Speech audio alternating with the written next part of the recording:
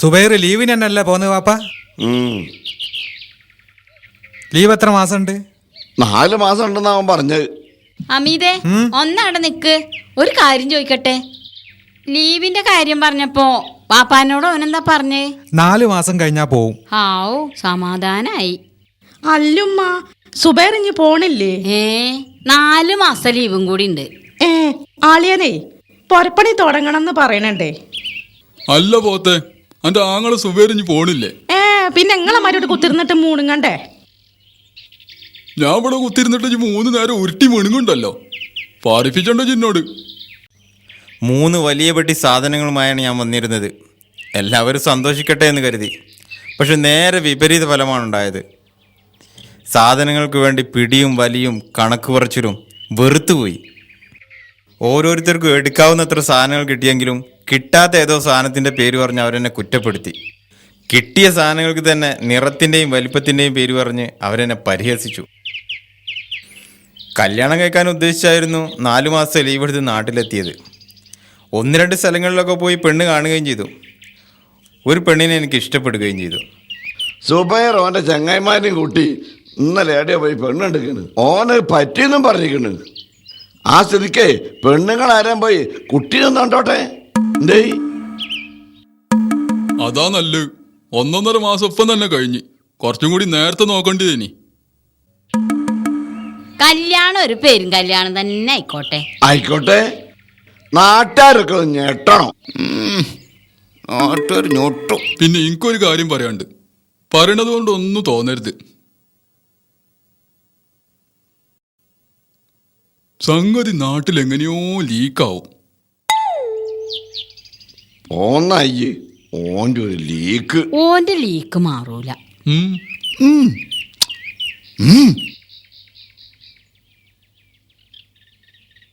ഈ ലീക്കിന് യാതൊരു അനക്കവും ഇല്ലല്ലോ.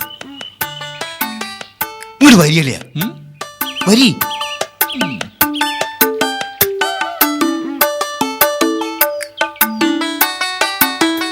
എന്തോ പറഞ്ഞ് പറ്റിച്ചാൻ കൊണ്ടുപോകാപ്പത്. കുതിരക്ക് അല്ലളിയ, ഇങ്ങക്ക് തീരെ എന്തോല്ലേ? സുബൈർ ഇപ്പൊ പെണ്ണ് കിട്ടിയ ഇവിടെ എന്താ കഥ? എന്താ കഥ? കല്യാണത്തിന് നല്ല അടിപൊളി വിരിയാൻ തിന്നു. മാത്രല്ല കല്യാണത്തിന്റെ പേരും പറഞ്ഞ് ഒരാഴ്ച മുമ്പ് തന്നെ നമുക്ക് ഇവിടെ വന്ന് കൂടാ. വീട്ടിലെ ചെലവ് ചുരുങ്ങും. തീർന്നില്ല. സുബൈറിന് ഡ്രസ്സ് എടുക്കുമ്പം ആ കെയർ ഓഫിൽ ഓരോ കൂട്ടം ഞമ്മക്കും എടുക്കാം. എടാ പൊട്ടനളിയ, അതല്ല ഞമ്മള് പറയണത്. സുബൈർ പെണ്ണ് കെട്ടിയാ പിന്നെ അവന്റെ താല്പര്യമൊക്കെ പെണ്ണുങ്ങളോടും ഓളെ കൂട്ടക്കാരോടും ആയിരിക്കും. ഞമ്മള് പുറത്താവും.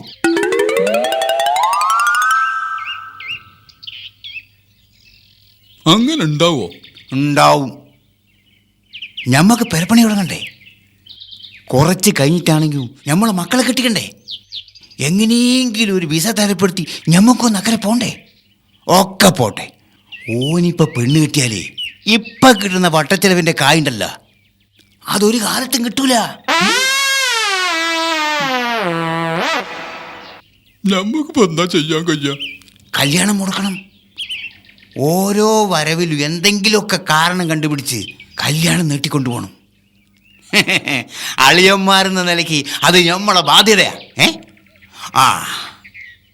പക്ഷെ ഇതെങ്ങനെയോ അവിടെ ലീക്കാവുന്ന എനിക്ക് തോന്നുന്നത്. ഇല്ലടാ കൂട്ടാ. കല്യാണം എങ്ങനെ മുടക്കും? നമ്മളെ കെട്ടോളന്മാരെ അപ്പാട് ചെയ്യാ. പെണ്ണിനൂൽക്ക് പറ്റിയിട്ടില്ല എന്ന് പറഞ്ഞാൽ മുടങ്ങിയില്ലേ? അതിനോല് സമ്മതിക്കോ? സമ്മതിക്കൊന്നോ? നമ്മളെ പെണ്ണുങ്ങൾ ഏതാ മുതൽ?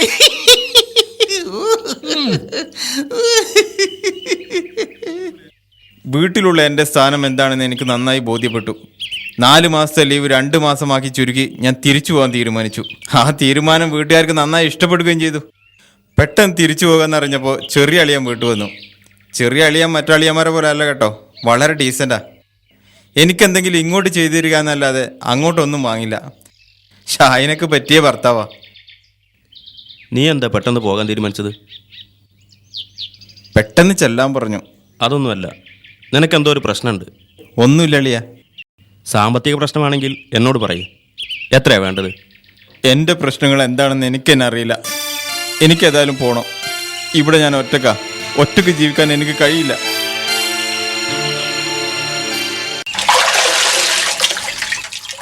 അളിയൻ എത്ര നിർബന്ധിച്ചിട്ട് ഞാനൊന്നും പറഞ്ഞില്ല. ഞാൻ കണ്ട് ഇഷ്ടപ്പെട്ട പെൺകുട്ടിയുടെ കല്യാണം മുടക്കിയ കഥ അളിയൻ എങ്ങനെ അറിഞ്ഞു? അളിയൻ ആ കുട്ടിയുടെ വീട്ടുകാരുമായി കാര്യങ്ങൾ പറഞ്ഞുറപ്പിച്ചു. എൻ്റെ രണ്ടാമത്തെ വരവിന് അവളെ ഞാൻ കല്യാണം കഴിക്കുകയും ചെയ്തു.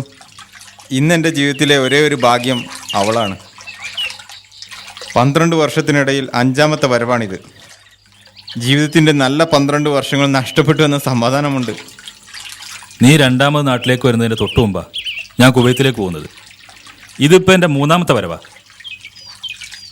നീ ഇപ്പം നാട്ടിൽ വരുന്നത് ഞാൻ ഒരിക്കലും പ്രതീക്ഷിച്ചില്ല. ശരിക്കും എനിക്ക് ലീവ് 6 മാസം കൂടി കഴിഞ്ഞിട്ടാ. ഞാൻ നേരത്തെ പോകുന്നതേ ഉള്ളൂ. അതുകൊണ്ട് തമ്മിൽ കാണാനായി. തിരിച്ചു പോക്കെന്നാ? തിരിച്ചു പോണില്ല. തമാശ വിട്. തമാശയല്ല, കാര്യം പറഞ്ഞതാ. തിരിച്ചു പോകാതിരിക്കാൻ മാത്രം നിനക്ക് സമ്പാദ്യം എന്താ ഉള്ളത്? അസുഖം.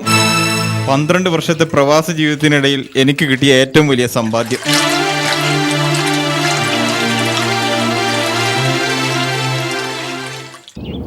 ഹാജരെ, ഞങ്ങൾ ഇവിടെ ഇറങ്ങിക്കോളാം.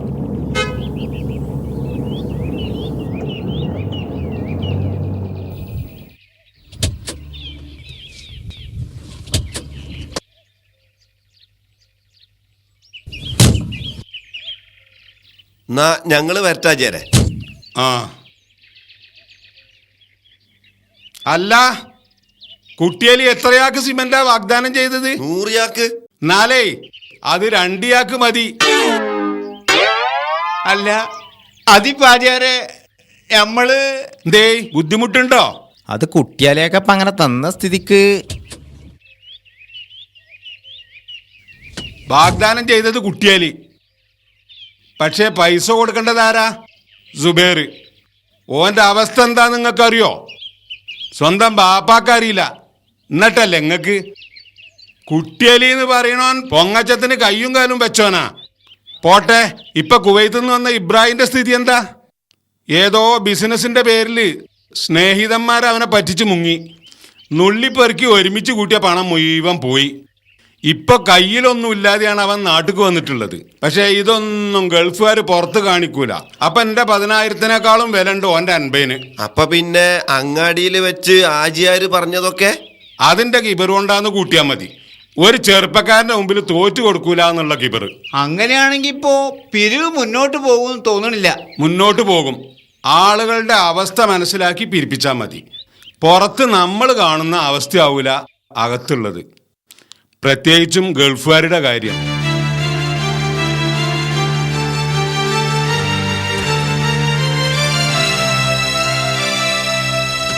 എല്ലാ ഗൾഫുകാരും ഇപ്പം അങ്ങനെയാണ് ആചാര്യ. അല്ല, അതുകൊണ്ട് തന്നെ എല്ലാ ഗൾഫുകാരെയും നമ്മളും ഒരുപോലെ കാണരുത്.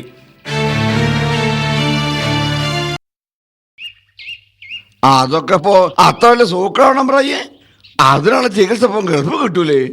അവിടെ കിട്ടാത്തോണ്ടാണല്ലോ 2 കൊല്ലം പൂർത്തിയാക്കുന്നതിന് മുമ്പ് തന്നെ സുബൈർ നാട്ടിലേക്ക് മടങ്ങിയത്. ആര് പറഞ്ഞപ്പോ ആടെ കിട്ടൂലെന്ന്?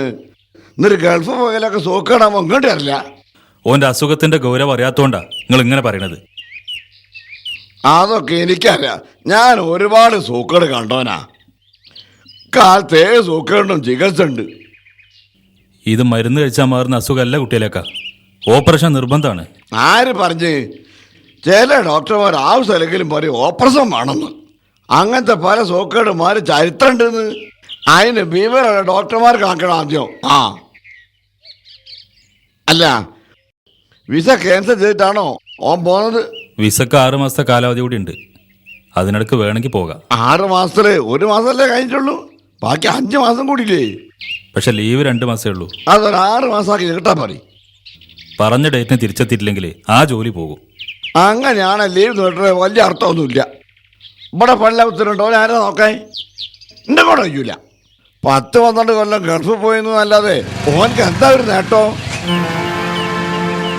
അതൊക്കെ ഒന്ന് പറഞ്ഞ് മനസ്സിലാക്കി കൊടുക്ക് ഓനക്ക്. എനിക്ക് സമ്പാദ്യമല്ല, ശരിയാ. പക്ഷെ ബാക്കിയുള്ളവരൊക്കെ സുഖമായി ജീവിക്കണ്ടല്ലോ. വാടകപ്പുരയിൽ നിന്ന് സ്വന്തം വീട്ടിലേക്ക് താമസം മാറ്റാൻ എനിക്ക് വന്ന ചെലവ് 6 വർഷം കൊണ്ടാണ് ഞാൻ വീട്ടിയത്. പിന്നെ മൂത്ത 2 പെങ്ങന്മാരുടെ വീട് പണി തകൃതിയായിരുന്നു. ചെലവിൻ്റെ 3/4 ഭാഗവും എൻ്റെ തലയിൽ അവർ കെട്ടിവെച്ചത്. പഴയ പെട്ടിക്കടയിൽ നിന്ന് ഇപ്പോഴുള്ള വലിയ ഷോപ്പിലേക്ക് ജ്യേഷ്ഠനെ മാറ്റാൻ എത്ര രൂപയാണ് എനിക്ക് ചെലവായതെന്ന് നിനക്കറിയോ? അനിയനാണെങ്കിൽ വിസ ശരിയാക്കി കൊടുക്കാത്തതിലുള്ള പരാതി. അല്ല, നിന്റെ ജ്യേഷ്ഠനിപ്പോൾ നല്ല ബിസിനസ്സാണല്ലോ, അവനോടാണ് കാര്യങ്ങളൊക്കെ പറയാൻ നല്ലത്. ഒരു പ്രയോജനമില്ല. സത്യം പറഞ്ഞ എനിക്ക് ഗൾഫിൽ നിന്ന് കിട്ടുന്ന അത്രയും സംഖ്യ അവനിവിടെ കച്ചവടത്തിലൂടെ കിട്ടുന്നുണ്ട്. അതുകൊണ്ട് അവനിവിടെ വീട് വെച്ച് കുടുംബത്തോടൊപ്പം സുഖമായി കഴിയുന്നു. അപ്പോഴും ബാധ്യത മുഴുവൻ എൻ്റെ തലയിലാണ്. ആഴ്ചയിൽ ഒരിക്കൽ അവൻ ബാപ്പാക്ക് 100 രൂപ കൊടുക്കും. കൊല്ലത്തിൽ ഉമ്മക്കൊരു കൂട്ടൻ ഡ്രസ്സും. ഇതാണ് അവൻ്റെ ആകെ ചെലവ്. വളരെ ചെറിയ ആവശ്യങ്ങൾക്ക് പോലും വീട്ടുകാർ എനിക്ക് കത്തെഴുതിക്കൊണ്ടിരിക്കും. ജ്യേഷ്ഠൻ വിചാരിച്ചാൽ അതൊക്കെ അവന് പരിഹരിക്കാവുന്നേ ഉള്ളൂ. ആരോട് പറയാൻ? നിന്റെ ജ്യേഷ്ഠനോട് ഇക്കാര്യം ഞാനൊന്ന് സംസാരിക്കുന്നുണ്ട്. അത് പിന്നീടാകാം. അതിനു മുമ്പ് നമുക്ക് ഡോക്ടറെ ഒന്ന് കാണാം.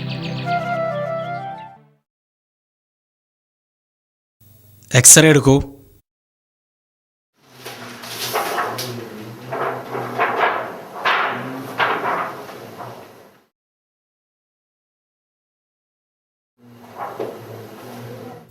നിങ്ങൾക്ക് എത്ര കാലമായി ഇത് തുടങ്ങിയിട്ട്? 1 വർഷത്തോളമായി ചികിത്സ തുടങ്ങിയിട്ട്. എക്സ്റേയും സ്കാനിങ്ങും ബ്ലഡ് ടെസ്റ്റും എല്ലാം ഒരിക്കൽ കൂടി ചെയ്യേണ്ടി വരും. അതിനുശേഷമേ ഓപ്പറേഷനെ കുറിച്ച് എന്തെങ്കിലും പറയാൻ പറ്റൂ. ഓപ്പറേഷൻ ചെയ്യാതെ മറ്റു മാർഗമൊന്നുമില്ലേ ഡോക്ടർ? ഓപ്പറേഷൻ നിർബന്ധമാണ്, പക്ഷെ പെട്ടെന്നുണ്ടാവില്ല. ചുരുങ്ങിയത് 1 വർഷമെങ്കിലും ഈ മരുന്ന് കഴിക്കണം. അതിനെക്കുറിച്ച് കൂടുതൽ എന്തെങ്കിലും പറയണമെങ്കിൽ ടെസ്റ്റുകളൊക്കെ ഒരിക്കൽ കൂടി ചെയ്യേണ്ടി വരും.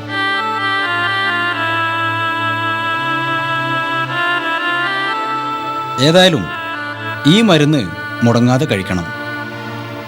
1 മാസം മരുന്ന് കഴിച്ചതിന് ശേഷം ടെസ്റ്റിൻ്റെ റിസൾട്ടുമായി വരണം. ഓപ്പറേഷൻ വലിയ ചെലവ് വരുന്നതാണോ ഡോക്ടർ? 1 ലക്ഷത്തോളം രൂപ ചെലവ് വരും. വരുമാനം കുറഞ്ഞവർക്ക് ഞങ്ങൾ ചില ഇളവുകളൊക്കെ കൊടുക്കാറുണ്ട്. നിങ്ങൾക്കത് ബാധകമല്ലല്ലോ, നിങ്ങൾ ഗൾഫുകാരനല്ലേ?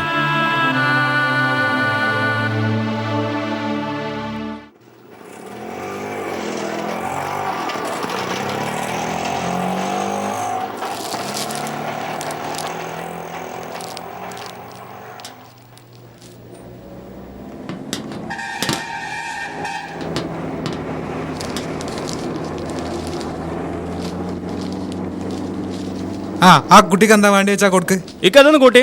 പഞ്ചാര 3, പഞ്ചാര 3, ഉള്ളി 500, ഉള്ളി 500, മുളക് 250, മുളക് 250, മല്ലി 500, മല്ലി 500, തക്കാളി 200. അമീദ്ക്ക, തക്കാളി 200. ഒന്ന് പുറത്തേക്ക് വരുമോ? ഒരു കാര്യം പറയാനുണ്ട്. ലേശം തിരക്കിലാണല്ലോ. ഒരു 2 മിനിറ്റ് മതി.